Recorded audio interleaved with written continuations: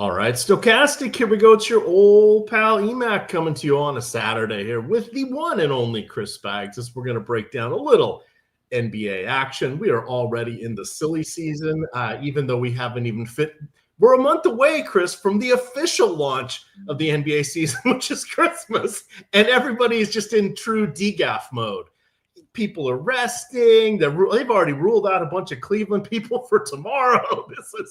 This is just wreaking havoc on my season long and my best ball teams. It's brutal. But fortunately for DFS, we just got to show up day of. So this is the perfect sport for this silliness that is going on. How are you doing? It's been a whole week. Happy Thanksgiving to you and yours, of course. What's going on, Chris?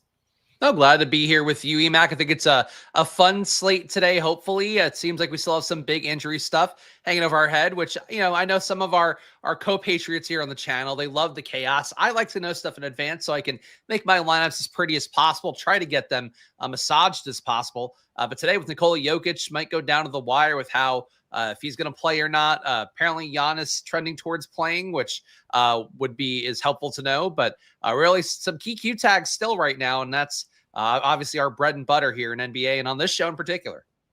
Indeed. So we're going to go game by game, hitting the highlights. Of course, FanDuel is including the 10 o'clock game, which is the Dallas Mavericks doing the LA back-to-back. They lost to the Lakers last night. Tonight, they're standing by to be overrun by the Clippers. We've shockingly have all the injury information for that game, and the Clippers didn't play yesterday. Of our teams on the slate, including that late game, there's only 3 teams that were not on a back-to-back. One is the Clippers, and then New Orleans and Golden State, who are squaring off in one of the featured games. They were the other 2 teams that did not play yesterday for those that are in our player pool. So we'll cover all that. But quickly hitting the injury notes, we do have all the information for Chicago at Indiana. Isaac Okoro and Dalen Terry remain out. Jalen Smith has now been ruled out. Kobe White played last night, probably should have got ejected, but he got lucky and didn't really connect with his scissor kick in front of his home state fans. So he continued to play. Shout out, because that saved my secret site lineups. He's out tonight. What I didn't expect him to play. He's managing that injury that kept him out for the first 11 games of the season or so. Patrick Williams is in. Andrew Nembhard is also in. Nembhard missed the last game. We'll have to see what happens with the starting lineup because it's been a little bit in flux. Jay Huff made it, or he's played a more prominent role, and then Ben Shepherd is also someone that has slipped in. And then we'll talk about what happens on the back-to-back here for TJ McConnell. For Detroit at Miami, no Jalen Duren. Yes, Jaden Ivey, questionable. Karis LeVert, that's not going to move the needle for anybody. But in is Tyler Hero, Nikola Jovic, and Norman Powell and Andrew Wiggins out. Jaime Hawkins, we don't know how long he's going to be out, but he strained his groin. So it's kind of day-to-day, but who knows, because NBA injury reporting is ass. Igor Yeoman is out because, he needs to take a break. He's 19 years old. It's a lot of stress playing 28 minutes a game, Chris. So he had a good game the other day. So yesterday. So, give him a little break. Let's get his head right. Keep the momentum going. I spoke about him at length in the DFS Building Blocks article because I thought for sure a 19-year-old kid's going to play on a back-to-back. But no, he's not. Michael Porter also out. This will be his second game with back spasms. Kevin Porter returning to action tonight. And then Giannis is Coach Doc Rivers says he thinks Giannis is going to play, but they'll know more because he's a game time decision. So they'll know more closer to tip off. Thank you, Glenn Rivers. Greg says we're not allowed to call him a doctor because he's not a doctor when it comes to injuries. And then no Al Horford, no Stephen Curry, probably no Jonathan Kuminga. We'll see. No Jordan Hawkins, no Herb Jones, no Jordan Poole for the Remember Me game, but Giannis is playing as New Orleans and Golden State square off. Denver, everybody is questionable. Phoenix, half the people are questionable. We do, I believe Grayson Allen is expected back, which works out nicely because Jordan Goodwin is questionable. I don't think Mark Williams will play on the back-to-back, but they haven't ruled him out yet. And then, as Chris mentioned, Jokic, questionable. We don't like to see that. And Denver is only favored by 2. So that would kind of lead me to believe that there's a chance he's not going to play, even though Denver is already down. Who's out? Aaron Gordon and Christian Brown. And then the Clippers, Dallas, no Anthony Davis on the back-to-back, no Daniel Gafford, who just whatever on that, and no Bogdan Bogdanovic, but yes, Kawhi Leonard, it sounds like. All right, that was a lot of moving parts. Let's go back to the first game here because this one should be fun. 240, it's down 2 points, 240.5 implied total here. Ayo Dosunmu in, Nikola Vucevic is in, Patrick Williams is in, and Nembhard is in. We know who's out. What do you want to do here with this battle of the Midwest as Indiana plays for a second consecutive game, as do the Chicago Bulls?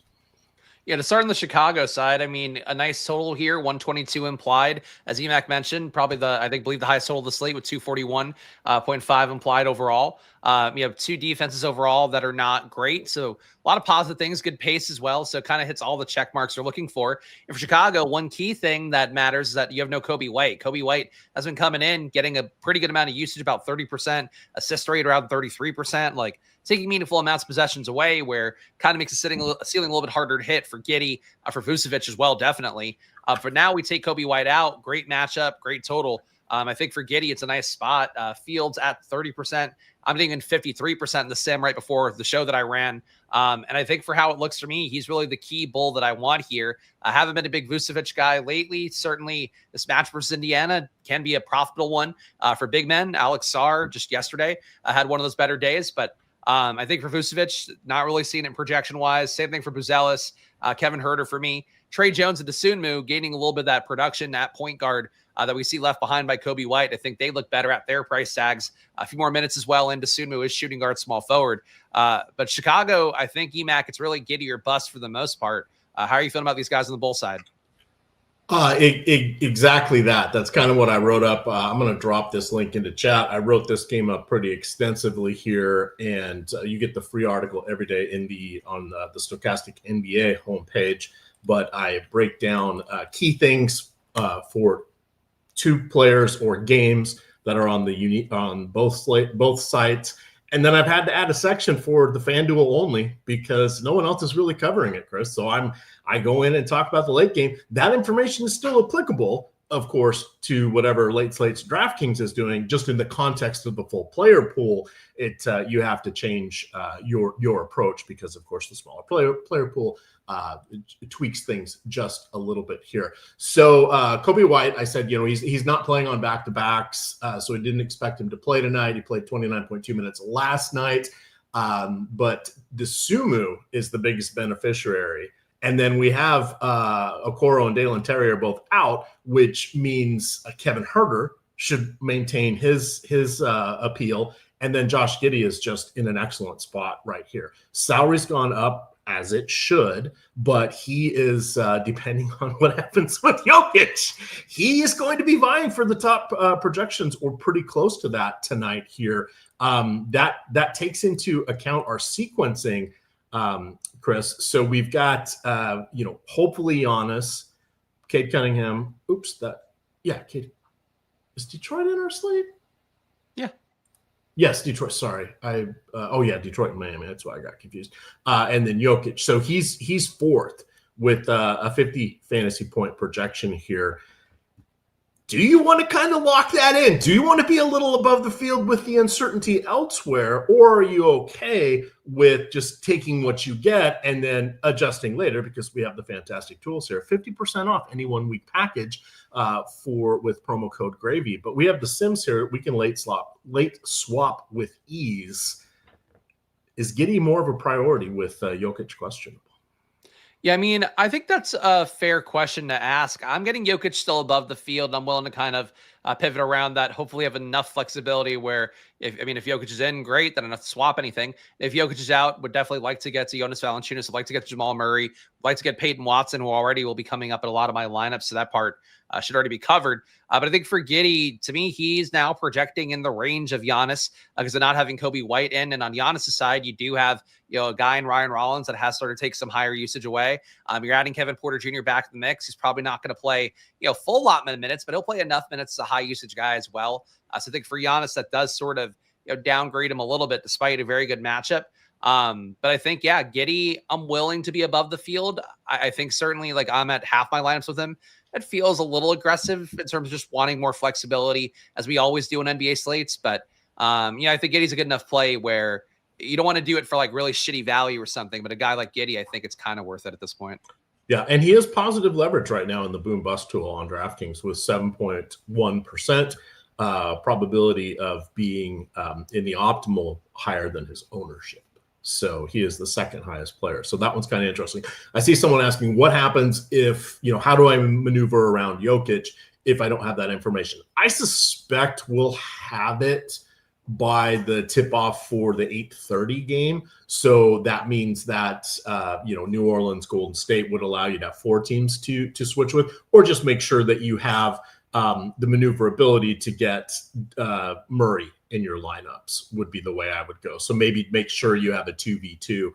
If you're playing a ton of teams, it's a little trickier to do that, but you want to make sure you can go down from Jokic and then go over to Murray. If you're on FanDuel, you don't have to worry about that because you still got the later game in LA, and you can maneuver around Zubac, Harden, etc. in that one. I'm going to kick this over to you because my dog she knows I'm working now all of a sudden, so she's being a little pill, even though I just took her out. So I'm going to go put her in her room, which is her little cage. If you want to talk about the Pacer side here. Thank you. My apologies. I will be right back. Yeah, and I would say too, one thing that in a perfect world, I would want to know the Jokic injury stuff before Brooklyn, Milwaukee, because I think there'll be enough ownership on that net side. We're also having Joe Val open up for whatever amount of minutes he would take away from Jokic. That'd be pretty big. So in a perfect world, I would say we get that before then. But back to the Chicago-Indiana game. Do you think on the Indiana side there's going to be a good amount of ownership for the field? I'm a little bit low in it, though. Siakam coming in at 24%, Benedict Mathurin at 29%, Nembhard at 19%. He's the one guy I'm above the field on here, getting 25% for myself. Nembhard's been producing pretty well, 0.95 fantasy points per minute. And he's also been a good usage overall for him at 25%, 33% assist rate. Just, again, close to fantasy point per minute. I think if that runs hot, he can certainly outplay that here against the Bulls team that does play fast and not super well defensively. Jarris Walker still picking up ownership at Fields at 25%. I'm under that. Jay Huff I'm with, though. Jay Huff started last night. That is definitely an uptick in expectation for him. Unfortunately, still only played about 22 minutes in that game, but put up enough fantasy points where it didn't matter.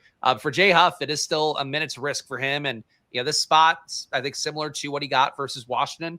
You'll have it be a really high upside spot on paper. But if the minutes don't get high enough and he doesn't overproduce fantasy points per minute, I think Jay Huff does come with some risk, and the field's going to be there. It looks like about 48% ownership. I'm getting him in about a third of my lineups. Emac, where are you with the Jay Huff stuff? Because there's a lot of ownership for Indiana, so you can talk about all the guys, but I feel like Huff definitely the most relevant in terms of chalk. Sure. So the interesting thing for Huff, and I wrote up again, as I mentioned, pretty extensively this article. He has sort of surpassed Isaiah Jackson, but the team still likes to start Isaiah Jackson. So it was by hook or by crook that Huff got in the lineup. Last night was just his third start, but it was the first in, I want to say, the last 20 days or so. So Huff has bounced around with 4 or 5 different franchises. Most of us remember him from his time in Memphis because they had so many injuries. He was more of a DFS darling at that point. His blocks, which seems semi-unsustainable right now, but his blocks over the last 5 games, he's had 3.2 per game, which is ridiculous. He's also knocking down 3, so it helps with the floor spacing, and he's a decent rebounder. So for this shorthanded team, he's like a perfect complement here, and he's kind of playing I don't want to say he's the same. He's sort of playing that Miles Turner role, right? Turner outside shooting, rim protection, at a fraction of Turner's level. Let's be clear on that. Yeah. But for fantasy purposes, if he's going to get more minutes, that's helpful. Thomas Bryant is essentially out of the rotation. I think he came into the scorer's bench or came into the game during a free throw, but then got pulled during the second free throw or something like that. But I heard his name on the telecast last night and saw him running back off the bench. So he's kind of in the shadow realm. And then Jeremiah Earl Robinson has not been getting a lot of minutes. So for now, it seems like Huff is surging, and we like him because he's cheap. We like Pascal Siakam because he's the glue guy, right? He's the engine doing everything here, but he only has 150 fantasy point game, I think, in his last 8. I think in 6 of those, he's had 40 or more, but he's kind of stuck in that 40 to 45 fantasy point range. Not super exciting, but this is a matchup that could draw, he contributes in all facets of the game. So this could draw him out into being a serviceable play. So that's kind of their front court. And then Benedict Mathurin, remember, he had started off the season with 2 awesome games, including that double overtime on during the season opener, but then he hurt his toe. And he's come back and he's just looked kind of rusty, right? He's not knocking down shots. Everything's just down a little bit. He shows glimpses. He doesn't seem to be laboring. It's just kind of like something's a little bit amiss. But I think he is an interesting option tonight as well. And that leads us to TJ McConnell coming full circle there, answering all the questions you hadn't asked me yet. Yeah, I mean, there's a lot of guys that are picking up ownership for Indiana, and I certainly get it with the matchup with Chicago. But I personally feel like relative to how these guys are valued for me, I would rather have some flexibility. Like, again, I'll have a good amount of Huff. I'll have decent amounts of Nembhard. But I really think getting Nembhard back in here, these guys, not all of them, a lot of them didn't pay off yesterday versus Washington. The cheap guys did, the super great value did. But besides that, Mathurin underperformed, like Emac just mentioned. His underlying number is still pretty good with 61.3% true shooting on the year, getting good usage, getting a decent assist rate for Benedict Mathurin. I think that's all good stuff for him. But I think for this game, like, I don't know, I'm not as crazy about the Indiana side. To me, it's like Giddey, Huff priorities. Andrew Nembhard happy to be above the field. Trey Jones, the soon move, same thing. But I want to have a little more flexibility in this game. I think it's going to be a little bit overowned, would be my personal belief. Yep. And then while I was putting the dog in her crate, did you cover TJ McConnell, or do you want to have that quick discussion? I mean, look, I think the minutes I don't expect to be there in a crazy way. Getting Nembhard back in doesn't help. He certainly can spike an upside, but at 4,500, I don't think I need to be there like crazy today. But I'm a little bit under the field, getting him at 16%, fields at 22. I think if you want to be above by a little bit, that's fine. But I don't think he's a smash play like he should have been on paper yesterday. And he hit his number, but the minutes I think were not good enough to make me feel super confident about I want to chase it again at a higher price. Yeah, and so on that higher price front, he's 500 more on DraftKings, 700 more on FanDuel than he was yesterday. That pricing came out before those games were even over because they had already launched their slates. But he's up about $1,000 on each side in the last couple games. So that value is not really there. We saw him play 19.3 minutes last night. We're projecting him for right around that tonight, which I think is appropriate because their whole goal is to just have him be out there, not push it. And I was kind of surprised that he wasn't just ruled out for maintenance on this back-to-back after dealing with injuries. But last night they pulled most of the starters, if I remember correctly, with about 5.5 minutes to go in that game. So McConnell does not necessarily close the entire game out because they've truly been monitoring his minute. They've been monitoring his minutes for years at this point. He's going to be 34 in a couple months. All things are kind of stacked against him. So he needs another perfect night, like last night when he had a block and a steal and was 7 of 9 from the field and had a handful of assists and a couple of rebounds. And it was just TJ McConnell time, much like we saw during the finals a lot last year. It feels like he does that every game, but now there's literally no margin for error with him tonight, which really hurts the upside on him, but he's still in play. I would be fine being at about 60% of whatever the field is at as we get closer to tip off here. But that was a different answer last night because I'm the TJ McConnell hater. But last night I was like, nope, we're going to have him in 80 to 90% of our lineups. And that is what I did. All right. This was an exciting game. There was a lot to talk about. We'll hit the other games a little bit more quickly. Detroit at Miami. You've got Tyler Hero back playing pretty well. Norman Powell's available. Andrew Wiggins is available on the Detroit side. No Jalen Duren. What do you like from this game? Because no Jalen Duren means there should be some value. Yeah, Isaiah Stewart, I think, is the one that jumps out. I mean, Cade Cunningham's ownership definitely seems high. I am not as much on Cade Cunningham, but I do think Stewart, to me, seems like a pretty strong play here. Paul Reed, I would say a pivot point as well if you feel like you don't want to play, 50% on Isaiah Stewart. But we have seen him historically be the biggest minutes beneficiary when we get Jalen Duren out. Good rebounder, not as good as Duren is, but certainly about 1.07 fantasy points minute on the year. That'll play if he does get starter level minutes, and that's the hope here. So I think for Isaiah Stewart, just it's a good spot for him. Cade being 48% owned or 40% owned is a crazy number. I think he looks like a solid play. I'm happy to play Josh Giddey at a similar projection, roll the dice on that. I don't think Cade's that guy necessarily, but he's in South Beach. Is that something we want to dock him a little bit here if the field's going to go crazy to him as chalk? I am shocked by the number for Cade. Like, I think the Stewart chalk makes all the sense in the world with him being cheap enough, power forward center, and no Jalen Duren. For Cade, like, I don't know. I'd rather roll the dice and play Jokic later on if he gets in and probably has less ownership. The field Emac, I think, being on like half the lineups on Cade is shockingly high to me. So I thoroughly enjoy listening to Josh Engelman on the Process Show each morning, where he breaks down the NBA slate as he's building out minutes and rotations. And then he's one of the counterbalances that looks at what's coming out of the Stokastic stuff, because independently, Josh has been doing his NBA projections for longer than he's been at Stokastic. So he is very, very good at all of this. His thoughts on, and I'm paraphrasing on his behalf. So he doesn't like Cade per se because he doesn't think he's as efficient as he ought to be, and as everybody's handing out accolades and flowers to him. But as soon as he says that, he in turn says, but the volume is there, right? The minutes are there, the shot attempts are there, and this is the key. Tonight, Miami's been playing at one of the fastest paces in the league. There's been a ton of articles that have been written recently that they are screening and doing pick and rolls at literally about a third of the level of the lowest team last year. I don't have those numbers off the top of my head anymore because I had read that article about 4 or 5 days ago. But what it's doing is it's causing them to play more up-tempo because they're not playing through sets. Their whole goal is sending people wherever there are openings on the floor, because they have a bunch of people that can shoot and move with or without the ball. And this is a different angle than what we've seen with, we watch teams kind of go away from isolation aside from the pick and roll, but everybody screens, right? Everybody double screens. They're doing it something like a 12% rate, where the rest of the league is like at 55%. It's just nuts. So I think that is good for Cade. I think the up-tempo nature of this game, if he has efficiency with this field goal percentage, which has not been good, he's in the 19th percentile of the league, this could be a spot for him. And he sucks going to the rim.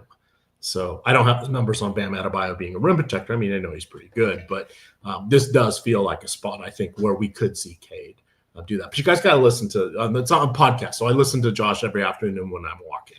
So, because, I'm old, I'm in Florida. That's what you got to do in the afternoons when it's gloriously sunny here. So, Stokastic podcast channel. Check that out. I also listened to a Splash Play podcast today, week 13 breakdown, NFL, courtesy of Chris Spags. So, you guys check that out as well. And thank you for always putting your stuff on the podcast for those of us that don't have YouTube Premium. It's worth it. I think YouTube Premium, one of my favorite purchases. I would recommend it for anybody that spends a lot of time watching YouTube, but I try to take care of the audio people as well as best I can. So I appreciate the plug, Emac. But yes, please check out my YouTube channel, especially if you want some NFL takes this week at Splash Play Pod. If you want to check that out while you're lonely at night tonight, fall asleep to my dulcet tones of yelling at the Sims. Yeah, I mean, absolutely. Because Stokastic we did our content. Greg and Lofty did their Friday show breaking things down. But most of the rest of the industry didn't do shows this week because of Thanksgiving. I'm like, there's a void there. And fortunately, it was filled by Stokastic in Splash Play. We got a super chat here. Mathurin or Powell?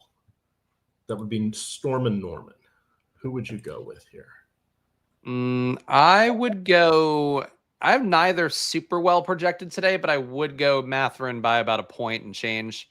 So Mathurin, they both certainly have tournament upside, but I think they're, I'm low, going to be low on both tonight. Yep. So we can see here that $100 separates them. Mathurin does, and granted, Mathurin's box scores have been ugly, but he does have 5 more raw fantasy points ahead of Powell. The other thing you want to remember about Powell is Tyler Hero has missed most of the season. That changes the dynamic of him coming back because now he's the alpha guy, and it's sort of been fill in for him by committee from Wiggins and Powell and Mitchell, etc. here. So I would lean towards Mathurin in here, but without seeing how far different our median projections were, I would have said it was closer to a coin flip. But I think it's still math. The math says it's math we're in. But if I had kids, my dad jokes would just be on it. Really saving your best material for the Thanksgiving weekend. Good times, good times.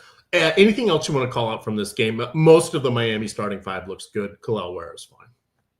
Yeah. I have not been a part of the Ware upside lately, but he is rebounding like a demon. He's also putting up 1.3 fantasy points per minute, which is second on the team right now for short sample size. Tyler Hero at number 1. Yeah, I'm not really getting anything here from Miami too much. It just seems like a spot to me where it's not fully adjusted for having Hero back in. Obviously, having some high usage bodies out for them has been beneficial, but at this point, I think Hero being back in sort of offsets the lack of Hawkins for the night. So it's a good spot, though. I think certainly wouldn't shock if anybody hit term and upside here at nobody above 20% ownership. It looks like. All right, let's hit our next game starting off at the same time here as Miami. We got Brooklyn in Milwaukee. Brooklyn is without Michael Porter Jr. Igor Gioman is out as well. Terrence Mann, questionable.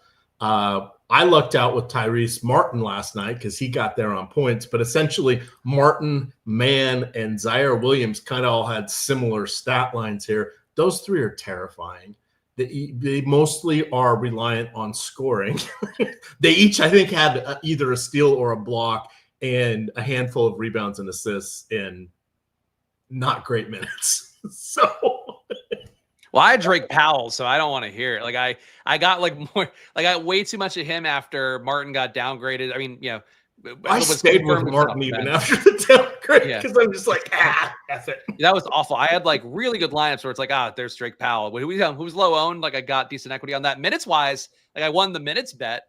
Yeah. That was really bad. It's tough, man. Brooklyn is really I always refer to teams like Lord of the Flies mode, where it's you take a high usage guy off, it's just a bunch of guys looking for their own shots. But now they're that times 2 with Porter Jr. and Cam Thomas being out, and even Gioman, he kind of consolidated some opportunity because he's a guy that does a little bit of everything, has good draft capital as well. So they kind of want to give him the red carpet to some extent. And now he's off too, so it's it's really just going to be a bunch of dudes just trying to get their own shot, and probably poorly at that. Yeah, it is. It's like the guys at the YMCA that don't know each other. It's like the old guys. You go out there and play at the YMCA, and it's all, we'll hit the open, man. Not credit card jumpers, right? It's just sort of inherent team ball. And then my favorite at those times was taking on the high school kids that would come in, the ones that weren't necessarily on the varsity, but were not an ounce of fat on their body, and they could all touch the rim, and they're just we got this. We're gonna show them what's up. The Lord of the Flies is a perfect moniker for what this team is. There's no organization. It is just pure chaos. It's like the dust around Pigpen from Peanuts, right? That's kind of what's happening with Brooklyn right now. So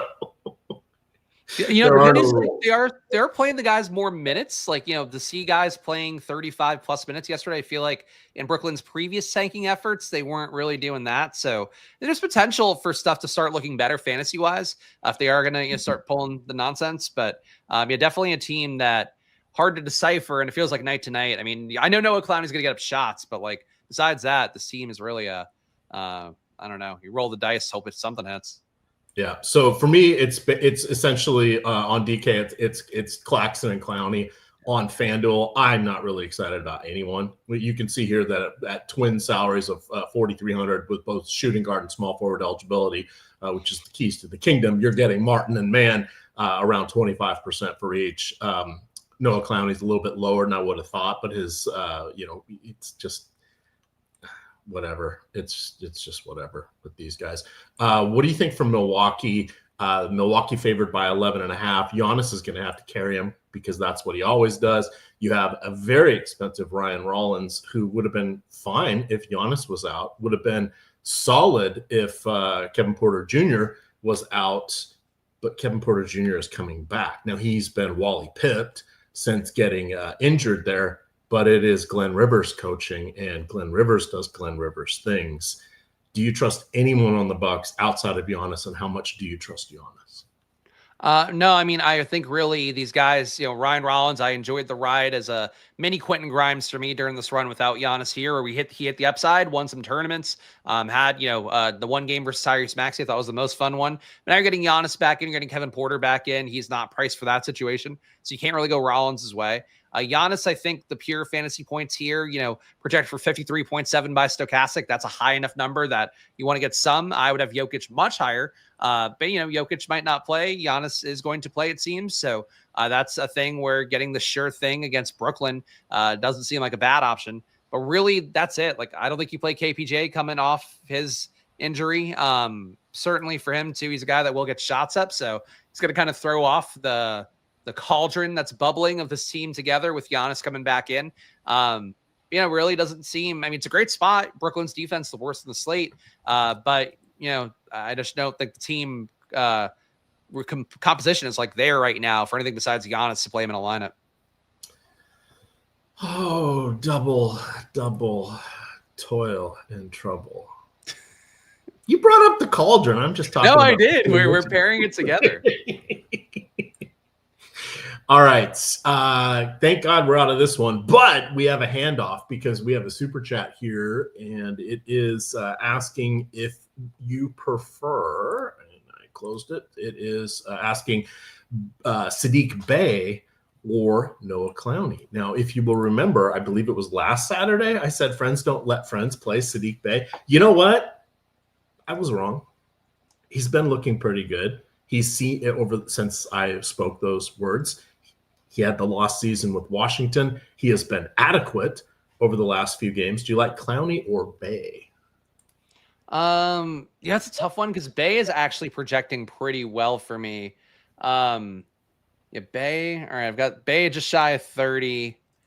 Clowney, I've got 30 and change. So I would go Clowney, but that's close. Like, it's weird. I feel like Zion has been deferring so much. That's definitely benefiting Bey, and Queen and Fears and whatever, obviously Trey Murphy as well, who kind of has earned that with his contract. But Clowney is just going to chuck. Like, he really is a pure gunner at this point. So I think it's Clowney. Yep. So Bey, no Bey on FanDuel. Yes, Bey on DraftKings. He's coming in, $700 cheaper.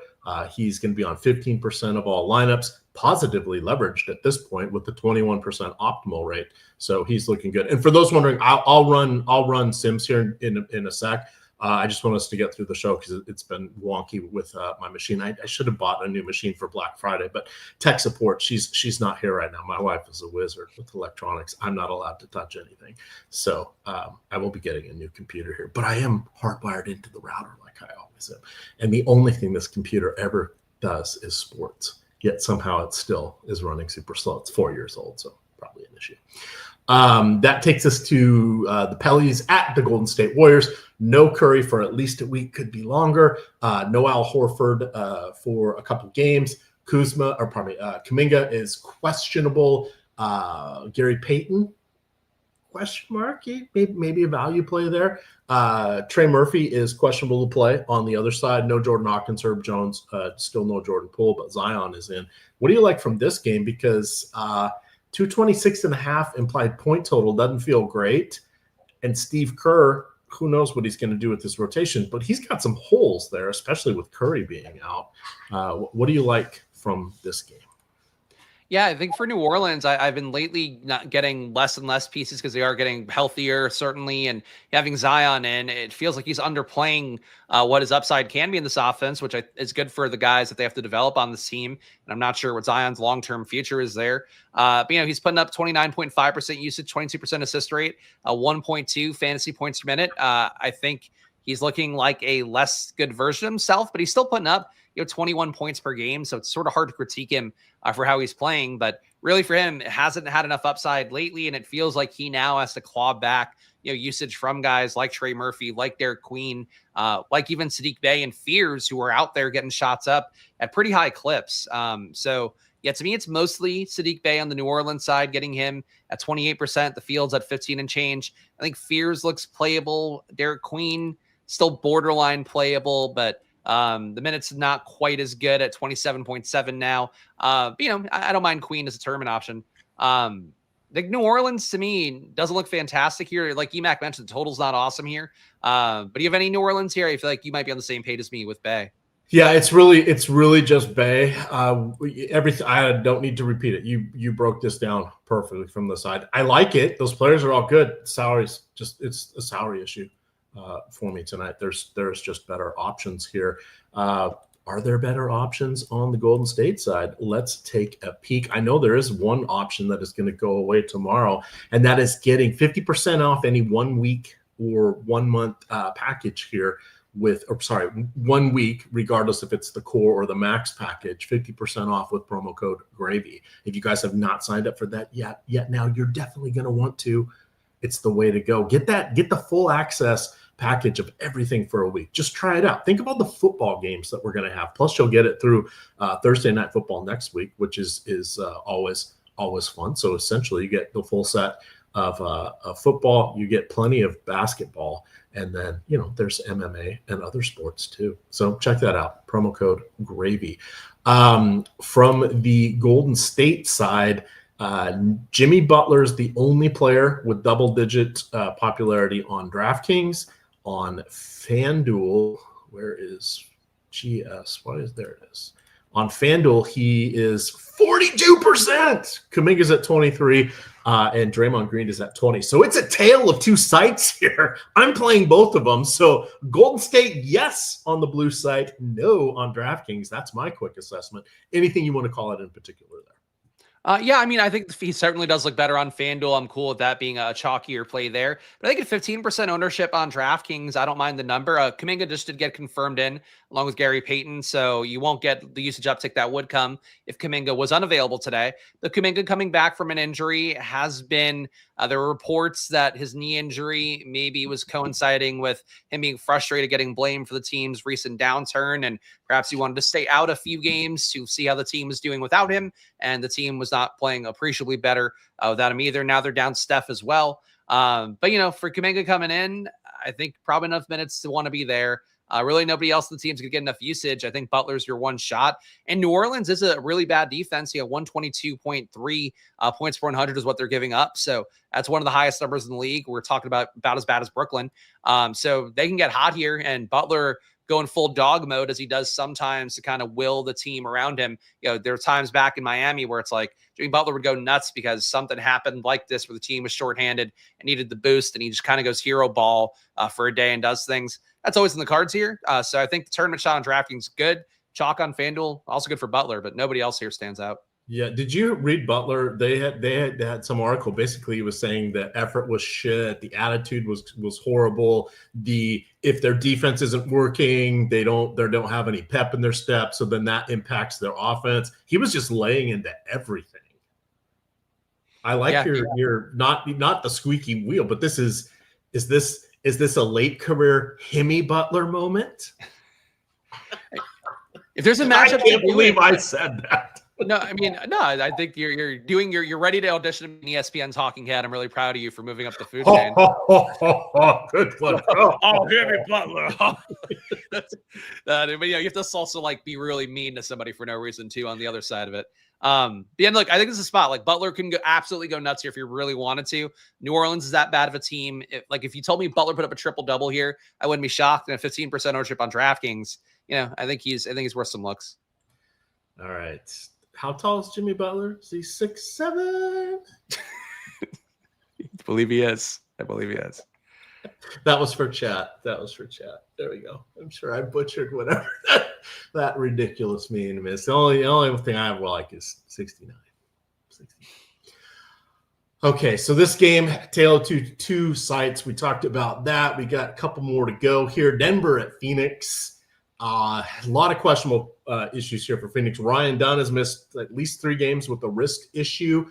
Mark Williams is highly unlikely to play on the back-to-back. Grayson Allen has missed several games. He is getting close to a return. Jordan Goodwin got hurt last night. I think it was a sprained ankle. We don't have any of their news just yet. And then, of course, Nikola Jokic potentially questionable here. Denver only favored by 2.5. I'm not the best at reading into these types of things, but that feels a little light. I would have said 4.5, probably 5.5. So, but I'm not as ensconced in these things as anybody else. That was just my take. What do you like from either side of this game with all of our uncertainty? It's hard to pinpoint anything. Yeah, I'm with you. It does seem a little light for a Jokic playing line, but Jokic a back-to-back as well, so maybe that's a part of it. But yeah, Phoenix not a team that I'm terribly worried about him going against. But if he doesn't play, obviously Jonas Valanciunas I think would be a really crucial play. Would assume he gets a start. I suppose it's possible to do something weird and start like Zeke Naji or something, but you'd really want to swap to whatever you're going to get as a starter. And I still think Joe Val would probably look good off the bench in those situations. Murray would also look better. Watson looks good as is to me. I'm getting him in about 33% of my lineups. Fields at 15. Might be a little bit higher than that when I put my final lineups in a moment. But I think for Jamal Murray, Watson, they look like good plays if Jokic is in. If Jokic is out, they're infinitely better plays. So I would try to be at least with the field on them, if not above it. But yeah, and Joe Val probably would not play if Jokic were active. I mean, he's an okay value. But Jokic is really the one I want here because people will be afraid to hold on to him. Saturday night, too. People not paying enough attention, perhaps, for the swapping. So I think that's something as well where Jokic valuable if he plays. And if he doesn't play, he's the most important player on that front, too, because he opened up the most important plays on the slate. All right, and then the final game here, and I'll start running some sims so everybody can see what's going on with that. Final game of the night, not on DraftKings, only on FanDuel here. That is the Clippers hosting. Oh, wait, also, we got Phoenix. We didn't talk about Phoenix, Emac, but also... Oh, sorry. Go ahead. I see their trick. Ryan Williams is out. Mark Williams is out. Ryan Dunn is also out. Goodwin and Allen questionable. Yeah, so that's clearing up a little bit then. So Mark Williams was in the projections. Dunn was in the projections. They're going to have to come out. Nick Richards, Iguodaro, more minutes now. You'll get more minutes on the wing as well because of not having Dunn's 21 minutes in there. But yeah, that is meaningful to know. But Phoenix really a team. I mean, easy for Emac to skip over him because really they don't stand out any meaningful way in this spot. But they'll look a little bit better now because of not having those 2 guys in. So I'll check stuff out again when it comes through, as I'm sure Emac will. But Phoenix still probably not terribly interesting, but definitely more interesting. All right, let me just get this placeholder in over on the secret site so I don't have anybody locking other than, drumroll please, J Huff. I will be playing J Huff on the secret site. That is Yahoo, where literally they had no featured contest today, though they ran 3 slates. Tell me you don't give a shit about your job without telling me you don't give a shit about your job. Okay, I'm going to refresh this here. That late game we have, because I want to show FanDuel real quick here. So let's highlight this on the Clippers. And where is Dallas? So interesting thing last night, we did see other Nembhard. Ryan Nembhard drew a start. Didn't do a whole lot, but he is, floating around as a possibility, or for those of you that like to play late slate or showdown. Chris Williams talking about you. We can see that he is potentially in play. It's not an exciting projection, but on most sites, he's going to be near the minimum. You've got Harden, who has been playing phenomenally. Best scoring season he has had in his career since he led the league, before the pandemic. Solid on the rebounds, solid on the assists, while his ceiling is tougher to get to when Kawhi Leonard is there, and his efficiency takes a little bit of a hit. It's another person he can pass to, and he gets better 3-point looks because the defense has to deal with Kawhi. So it's a bit of a trade-off. I still like him. I think he's, even with Kawhi in and out, you can still get to Harden on FanDuel. He's at 36%. I wouldn't mind getting above that. And then Zubac should just absolutely destroy the front line of nobody. An undersized PJ Washington, maybe, who is it? Dwight Powell. Maybe he gets dusted off for a ceremonial 8 minutes. Who knows what's going to happen there? But Zubac looks really, really good. What do you like from our last game of the night? Yeah, on the Dallas side, I would say PJ Washington looks decent enough to me, especially relative to the DK late slate pricing. Cooper Flagg is not somebody I have looked close to having a projectable number on, but he's getting there for me now. I think he looks playable as well. Having Anthony Davis out kind of helps this look a little bit better, I think, overall for these guys, even though only one game in, I'm not sure how much actually impacting things. Musa Cisse, no Gafford, no Lively. I think he seems like a nice value option to get to. Probably don't think you'd want to play him on a FanDuel because of what you're giving up at center, but for a DK late slate, 3,100, think that he would be in play. Nembhard as a value, not a bad option as well. But, not a high projection there. Same for Max Christie. I think the Dallas side, honestly, the most appealing that they've looked to me in a while. So good, happy for them. D'Angelo Russell being busted down in the minutes as well. Only getting projected for 4 minutes today by Stokastic. That helps a little bit as well. There's more usage to flow around because he has been, even though people don't like him, the team apparently doesn't like him, and he has not been playing super well. He is still, a guy that was getting a lot of usage, a lot of assists. Him off the court or playing less opens up a lot of upside for these other guys. Clipper side, I kind of feel the same things Emac mentioned about Harden. I think he's a strong play. Kawhi on the back-to-back. Can't imagine the minutes get super high. But with 27 minutes from Stokastic, Harden still projects well enough. Zubac projects well enough, but really don't think there's anybody else in the Clippers I'd want to get to meaningfully. So Harden, I think, definitely a high upside play I like.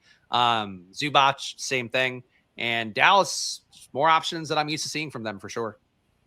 All right, I'm running the Sims here on FanDuel so we can see that, and then we'll focus our last 10 minutes on DraftKings. God forbid we don't give everybody their time on there. But I want to remind you guys, we have the promo code GRAVY gets you 50% off any 1 week package here at Stokastic. You can do single sport, you can do the full sport core package, the full sport max package, 50% off.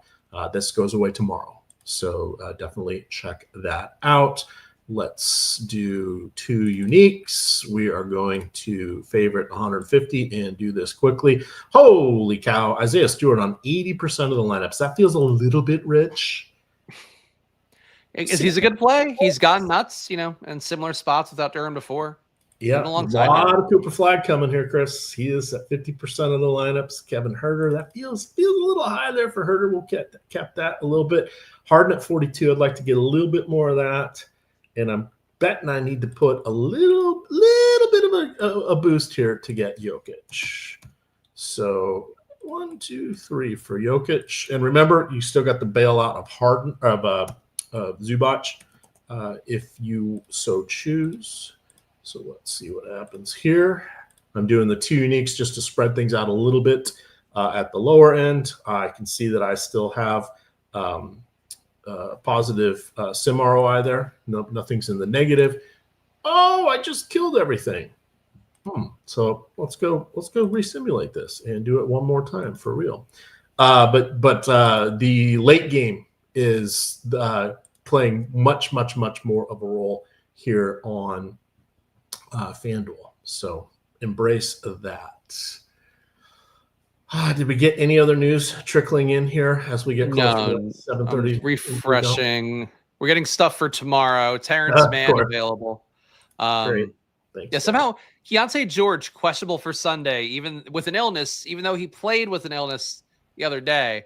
He must be really ill right now, and not in a fun early 90s hip hop way. But you mean he's not licensed to ill? He might not be if he's going to keep being questionable. All right. Well, not everything can be Paul's boutique. So there we go. Why is this not? My mouse wasn't working. That was scary. All right. Let's upload our FanDuel lineups. But in the meantime, I'm going to kick off a DraftKings simulation here. just want my Jokic news. I'm so irritated that we're getting the other side of that game, but not the Jokic part. Yeah. Don't stray too far from your phone or computers, guys and gals. We could have some late news here. All right, let's get this uploaded here. Are your lineups in well and yeah, good? I'm in for now. I'm just waiting. Just waiting. Just marking. I don't want to talk anymore. I just want to know. Can we know who's going to play? It's the Saturday of Thanksgiving weekend. I'm going to be back here, guys, in like 17 hours tomorrow for the NFL. I would just love to know if Nikola Jokic is going to play so I can go, cool, I'm done. My projections are updated for the night. I got nothing else I have to worry about. I have to sit around doing this. Like, thankfully, my wife is out with my mother-in-law and my child where they're going to look at Christmas lights at this special place in the Philadelphia area, Pennsylvania area, I guess more so. Yeah. And I'm alone, so I can do this. But I really want to not have to update projections all night if I can. Did you really just say you're home alone around Christmas? I have the dog, but I'm not. Your family forgot you? Yes, I have the paint cans are just waiting. So if you guys try to come to my house, there is going to be a DuPont flying in your face, and I have all the doorknobs are hot. And I have a lot of testicular torture based items as well, just in case anybody comes here. All right. Well, did you have you seen that Macaulay Culkin was joking about doing a not a remake, but just sort of a kind of a Where Are They Now? And it would be some sort of, I forget the exact premise, but basically it's him trying to get into the house and his son trying to keep him out. Which is like insane. Like, it's like, he's like, oh, it's a metaphor for our relationship being frayed. And it's like, how about they're both teaming up to get bad guys in, or I don't know. Somebody in Reddit had recommended, like, what about Macaulay Culkin or, Kevin is somehow a guy getting back on his feet and he's in his first house and he's dealing with the bad guys coming back and trying to break into his house. Like, there's other ways to do it. Not the best idea from a guy that I was like, maybe we workshopped that one a little bit. Yeah. I don't know. But the Wet Bandits, I hope they're still around. They're still alive. I mean, Joe Pesci and Daniel Stern still alive. I don't know if they're still burglarizing toddlers, or not toddlers, but young children around the Chicagoland area, but they're around. Tyrese Martin at 84%. That feels a bit rich. Yeah. He came up a lot for me too. Peyton Watson and him, I'm getting a little bit too much of. But I'm going to go under the field. We're going 30. But Jaegor's out. We're going 40. Isaiah Stewart, solid. We'll go. What did I do? I forget what I did last time. 69. That's nice. Jay Huff. Oh, I don't want 72. Let's go 50. Jokic. We don't have the late game to save us. We're going to go 40. Dosumu is fine. Cade, I would like to be above Cade. I don't want to be that high on McConnell. 20% McConnell. I'm going 30. I can't believe I'm going over the field, but it is what it is. I would like to get more G'day and 50%. Who are you making a stand on? I'm getting crazy amounts of Tyrese Martin, Watson, Isaiah Stewart, and Dosunmu right now. I am holding on to 40% Jokic, which was fun to see you put that same exposure cap on it. But that's where I'm comfortable with that number and trying to swap around it. And then hopefully I can turn that 40% into Joe Val and something if he's not playing. But yeah, those are probably my biggest stands here. Definitely a lot of Tyrese Martin again, which feels like it's gonna be a day late and a dollar short. But who knows? God, Nick Richards. That is just not an exciting play. No, never. Which terrifies me. How much did I? Oh, we're pushing him too much. He's gonna have to play Jokic or Joe Val. I'm coming in at 17%. I can't do it. All right, let's see where this got us. I will upload these. Oh, see, I have this chat. I got a -4 ROI. So what I like to do in these situations is click on favorites. I can go down there and see who's in these lineups. Is it something I would like to accept? How bad are they?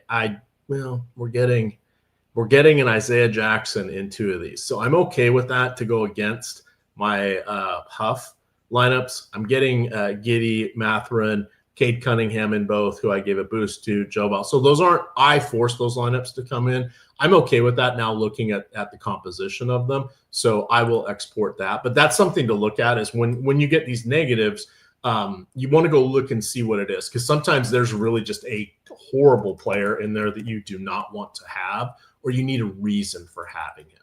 And the reason for having Jackson is just to offset Huff. Now, Jackson, can he have great games? Yeah. Don't you remember the last 2 years we wanted to play him every time he was drawing the spot starts and stuff, but he has foul issues. And that just makes him a risky play all the way around. But it doesn't mean Huff, while he doesn't have nearly the same foul rate, doesn't mean he can't get in trouble. He gets hurt, his shot's not falling, he annoys the coach, whatever it might be. So those are the things you want to think about there. Let me go see what we have from our chat. Sotek says Goodwin and Allen are now probable. That's just it's just muddying the waters there because so much the backcourt is really solidified. I think you can still play Gillespie. And I think he's going to get his 3-pointers still. Allen was playing well before he got hurt. Could be a little bit rusty. Goodwin, I think, is going to fall back out of favor. He was just there sort of out of happenstance. Excuse me, but everything goes around Devin Booker. But I'm a fan of Allen and Goodwin, but not tonight. Not tonight. I don't mind Dylan Brooks tonight on DraftKings. I think he's been chucking this year. 28% usage, has gotten hot in some games. Definitely seems to be kind of fallen back into less good days lately, but I think he looks okay. And Richards and Iguodala now with Dunn and Mark Williams out of the projections did get a little bit more of them than I would like, unfortunately. It's neither a fun click, but certainly one of them can hit. It's happened before where Iguodala's hit as the leverage against Nick Richards' chalk. Unfortunately, they both are very playable. All right, they're going to be so tough. When they cleaned the Roswell crash site, they found a disc with Emac CSVs on it. I believe it was a reel-to-reel tape, but yes, I had moved on from computer punch cards, but not that far. Not that far. Yep, you're getting Hosannas there for Brooks. Good call. Duncan Robinson. Yeah, there's some fun players out there that can get a bucket that could be interesting tonight. But lots of late swap with the way these games are all staggered, going off every 30 minutes or so. What tomorrow, NFL, starting at 9:15, you're going to get Spags and Mr. Eric Lindquist for the last somewhere between 60 and 75 minutes, depending on how. In a perfect world, Lofty and Ben just go real long, and I just get to hang out and do lineups for a little bit. But yeah, usually about 75 minutes of action there. Which there's less games because of Thanksgiving and the Black Friday and the Monday and Sunday, but there's not as many. I don't think there's any buys this week. I think we're past the buys, so yeah, it's right around. No, we're not past the buys, but I think we have some next week. But they don't have buys this week because they want everybody playing on Thanksgiving and Black Friday and whatever. Gotcha. That makes sense. So yeah, that starts off at 9:15. So that should be fun. It is going to be a crazy one tomorrow. A lot of outdoor games. Few impacted by cold, few impacted by rain. Doesn't look like there's going to be any snow issues, if I remember correctly. But there's a lot of wind, especially in that Cleveland, San Francisco game. So we shall see. Guys, check out Tails if you haven't. We'll kind of end on this. Tails.bet. Tails.bet. But no Gravy doesn't work over here for 50% off. But Gravy does work on Portfolio EV for 50% off any package. But you can follow anybody here. All of our regulars, Greg and Ben, give out free plays every day. Lofty, all his plays are free.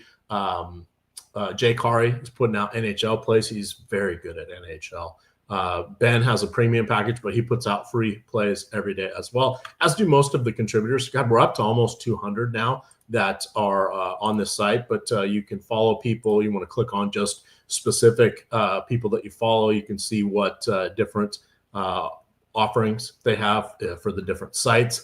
If you want to tail Kyle Kuzma here from Lindy, you can go click on the whichever provider you have, and it'll take you to that site. You just log in on that site, and the bet will be there for you if it is still available. It's a lot of fun checking out tails. We also have the leaderboard here. You can see who has been on a heater. Look at that. We got somebody on a 9-game win streak, 5-game win streak. You can see who's gotten a lot of likes. I don't have the right filters on for that, but most profit, etc. But check that out. That is, and I'm not even sharing the screen. What the hell happened there? Well, that's no fun. There we go.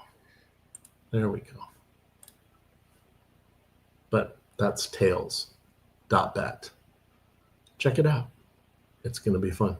We are 1 minute past lock, and we don't get overtime here on Saturdays, Chris. Well, we don't get overtime anytime because we're contractors. So we're going to go swing the hammer, put up some facade, maybe do some rewiring because, that's what contractors do.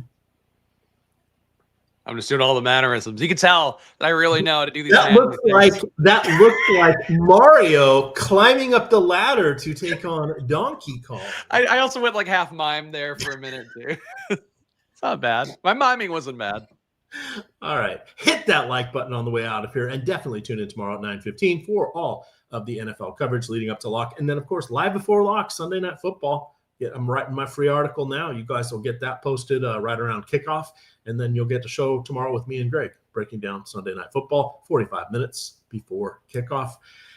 Follow Chris over there at Chris Spags. You can get all of his splash play content, and you can see him here about 4 days a week covering various sports. Hit the like button, gamers. And with that, good luck.